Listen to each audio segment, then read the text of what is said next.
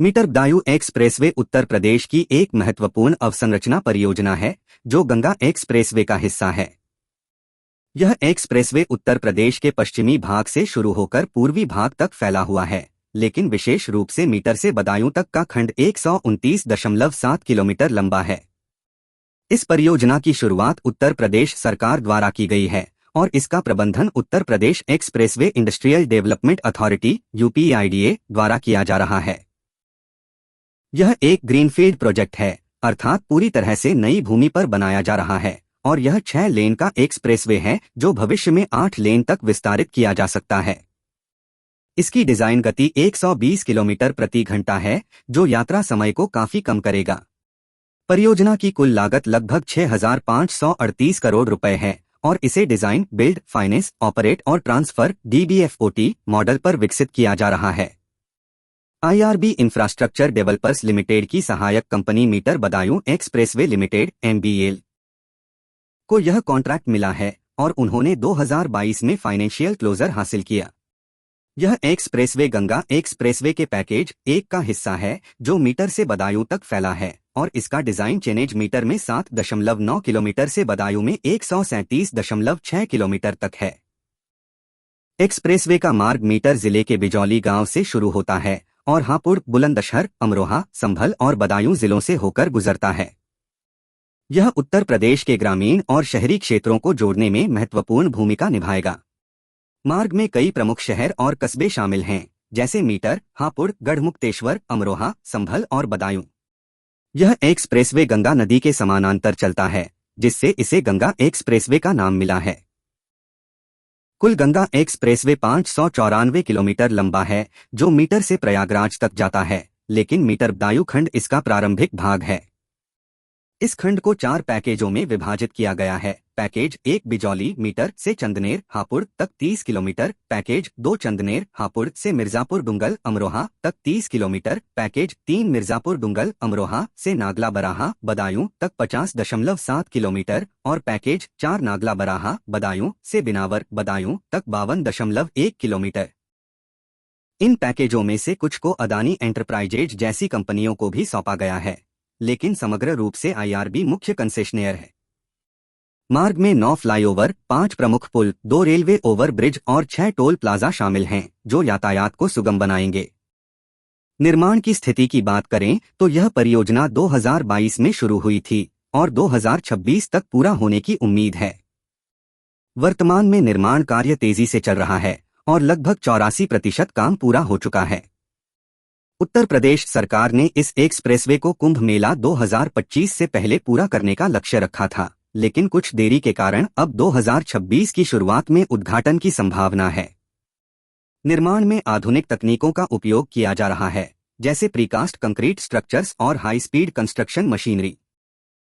भूमि अधिग्रहण एक बड़ी चुनौती थी, जिसमें लगभग 7,386 हेक्टेयर भूमि की आवश्यकता थी और इसकी लागत 9,255 करोड़ रुपए अनुमानित थी।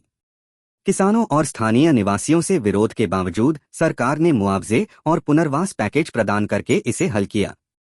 पर्यावरणीय मंजूरी भी प्राप्त की गई है और परियोजना में हरित पट्टी और वनरोपण शामिल है ताकि पर्यावरणीय प्रभाव कम हो। एक्सप्रेसवे में 3.5 किलोमीटर की आपातकालीन एयरस्ट्रिप भी शामिल है, जो भारतीय वायुसेना के लिए उपयोगी होगी। इस एक्सप्रेसवे के लाभ अनेक हैं। सबसे पहले यह मीटर से बदायूं तक की यात्रा समय को 12 घंटों से घटाकर मात्र 8 घंटों में कर देगा, जो व्यापार और पर्यटन को बढ़ावा देगा। उत्तर प्रदेश के 12 जिलों को जोड़ते हुए यह आर्थिक विकास को प्रोत्साहित करेगा, विशेष रूप से कृषि, उद्योग और लॉजिस्टिक्स क्षेत्रों में। बदायूं और संभल जैसे क्षेत्रों में औद्योगिक गलियारे विकसित होंगे और हनुमंत धाम जैसे धार्मिक स्थलों तक पहुंच आसान होगी। यह दिल्ली मेरठ एक्सप्रेसवे से जुड़ेगा, जिससे राष्ट्रीय राजधानी क्षेत्र से कनेक्टिविटी बेहतर होगी। रोजगार सृजन भी एक प्रमुख लाभ है। निर्माण चरण में हजारों नौकरियां पैदा हुई हैं और संचालन के बाद टोल संग्रह, रखरखाव और सहायक सेवाओं से और अधिक अवसर मिलेंगे। आर्थिक रूप से यह राज्य की GDP में योगदान देगा और निवेश आकर्षित करेगा। रियल एस्टेट क्षेत्र में भी उछाल आएगा, क्योंकि मार्ग के किनारे नए आवासीय और व्यावसायिक परियोजनाएं विकसित होंगी। हालांकि परियोजना में कुछ चुनौतियां भी हैं। भूमि अधिग्रहण के दौरान किसानों के विरोध ने देरी पैदा की और कुछ क्षेत्रों में बाढ़ प्रवण इलाकों से गुजरने के कारण इंजीनियरिंग चुनौतियां हैं। लागत में वृद्धि भी संभावित है क्योंकि मुद्रास्फीति और सामग्री की कीमतें बढ़ रही हैं।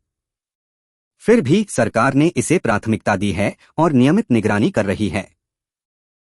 भविष्य में यह एक्सप्रेसवे अन्य लिंक एक्सप्रेसवे से जुड़ेगा, जैसे आगरा लखनऊ एक्सप्रेसवे और पूर्वांचल एक्सप्रेसवे, जिससे पूरे राज्य में एक मजबूत सड़क नेटवर्क बनेगा।